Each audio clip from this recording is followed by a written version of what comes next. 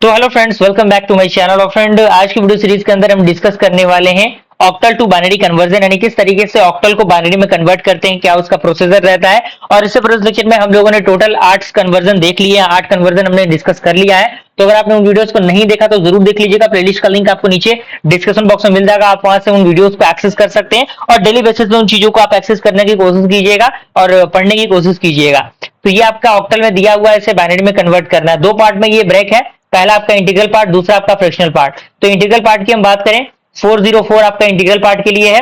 तो 4 के लिए अगर हम बात करें ऑक्टल में, तो ऑक्टल के लिए जो पेयरिंग लगेगा वो 3-3 का पेयर बनता है और हेक्साडेसिमल के लिए 4-4 का पेयर बनता है। तो ऑक्टल के लिए 3 का पेयर बनेगा, तो 4 के लिए अगर हम 0-1 लिखना चाहें तो क्या लिख सकते हैं, 1-0-0 लिख सकते हैं।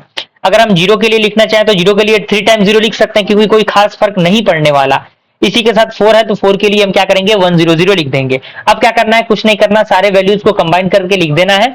तो यहाँ ही हमने यहाँ पे क्या किया, उन दोनों सारे वैल्यूज को कंबाइन कर दिया हमने और कंबाइन करके लिख दिया। तो ये आपका 404 के लिए जो बाइनरी कन्वर्जन बना वो इतना बना। अब फ्रैक्शनल पार्ट की हम बात करें तो फ्रैक्शन में भी वही कंसेप्ट है। 2 के लिए हमें क्या करना होगा, 0-1 का फॉर्मेट बनाना पड़ेगा और 3 डिजिट्स हमें लेने पड़ेंगे, 3 का पेयरिंग हमें लेना पड़ेगा। तो इसके लिए हम क्या करेंगे, 0-1-0 लिख सकते हैं।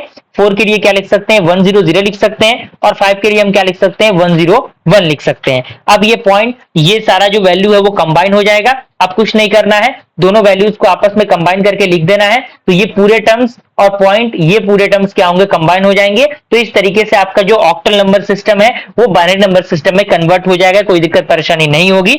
ऑल्दो सारी चीजें आपका प्रैक्टिस पर ही डिपेंड करती है। मैं बार बार हर एक वीडियो सीरीज में यही कह रहा हूं कि जब तक आप प्रैक्टिस नहीं करेंगे चीजें क्लियर नहीं होंगी। प्रैक्टिस पर ही आपकी सारी चीजें डिपेंड करती हैं। तो ज्यादा प्रैक्टिस करने की कोशिश कीजिए। एक एग्जांपल का क्वेश्चन आपके सामने है, आप इसको प्रैक्टिस कर सकते हैं और इसका आंसर जो है वो कमेंट सेक्शन में जरूर बताइएगा, ताकि मुझे पता लगे कि हाँ कितने स्टूडेंट इन चीजों को सॉल्व कर रहे हैं या फिर इन वीडियोस को देख रहे हैं।